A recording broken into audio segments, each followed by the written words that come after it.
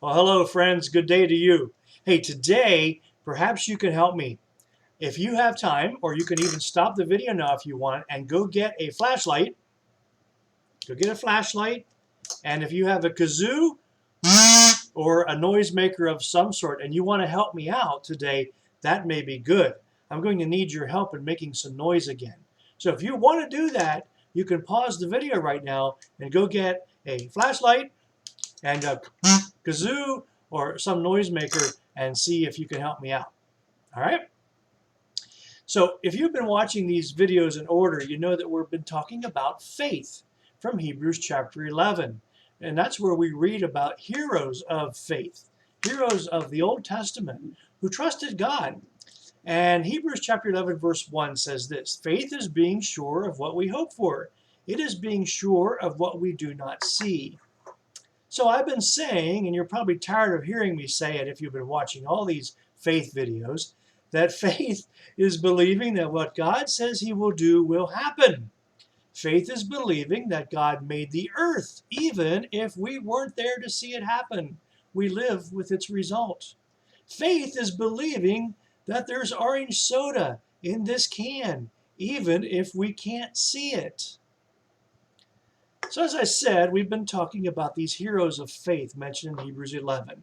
And this is the last video about those heroes of faith. Hebrews chapter 11 verse 32 says, "What more can I say? I don't have time to tell you about all the others." So there were many people of faith.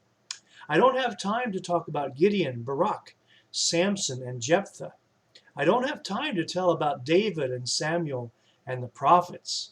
Now, those are some familiar names: David, Samuel, Samson. But the last person we're going to reference in our video series is Gideon. That's right.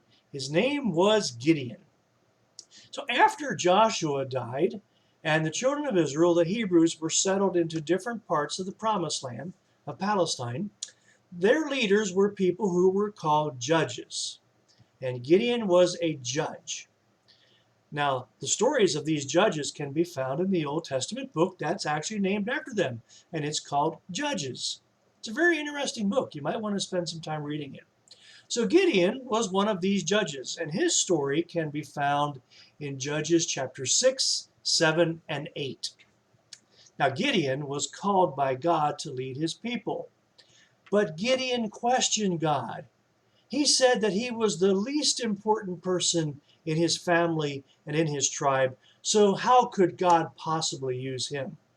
Did you ever question how God could use you? Do you think that you're not that important? Well, that's what Gideon thought. And Gideon actually asked God for signs to prove that he was to be the leader. Gideon didn't take God at his word. Gideon said, "You have to prove it to me." So God did. And when God had convinced Gideon that he was the man for the job, Gideon gathered some other men together to help him. For you see, he was going to lead an army against the invading enemy. But Gideon only had 300 men, and the enemy had a large army that had invaded the land. And Gideon and his men were told by God to gather what they had, and all they really had to fight the enemy were trumpets, little trumpets, and torches. Okay? They had trumpets and torches, and then they went and gathered up their empty containers, their pitchers, their coffee cans, things like that, and they took these torches and put them inside of the pitchers. And they took their trumpets, and guess what they did?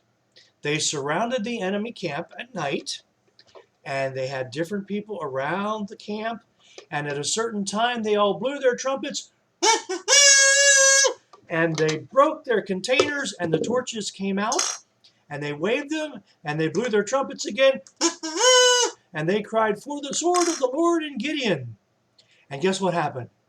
The enemy army got scared, and they just ran away. And Gideon and his army and his men didn't have to do anything but to blow and shout, "Sword of the Lord in Gideon." It's pretty easy for them, but it was easy because God was with them. Now, even though Gideon did not believe that he was able to do what God wanted him to do, he finally committed to have faith in God in God's ways. You know what? Sometimes God makes things happen in ways that are new to us. Armies aren't usually defeated by musical instruments and flashlights or torches. No. But we know better. Joshua and Gideon helped us to understand that God can use what we have to make a difference. These heroes of faith trusted God for their days and for their lives. And sometimes it was hard for them. But they all said, yes, we will believe God in everything that he has promised us to do. You know what? I want us to be people of faith. Can we do that together? Can we say, God, we trust you for each day of our life. We trust you that you will provide for us, that you will take care of us, that you will lead us, that you will protect us. We believe that God is a faithful God. He will do what he has promised. And even though sometimes what he asks of us may be a little bit difficult, or maybe something that we have never done before, God will provide a way. And we have learned those lessons through these heroes of faith from Hebrews chapter 11. So I hope we can be like them. I hope that we can be people of faith who trust God, who do what he asks us to do, and who give him praise in everything that we do. I pray for you a day filled with peace and faith.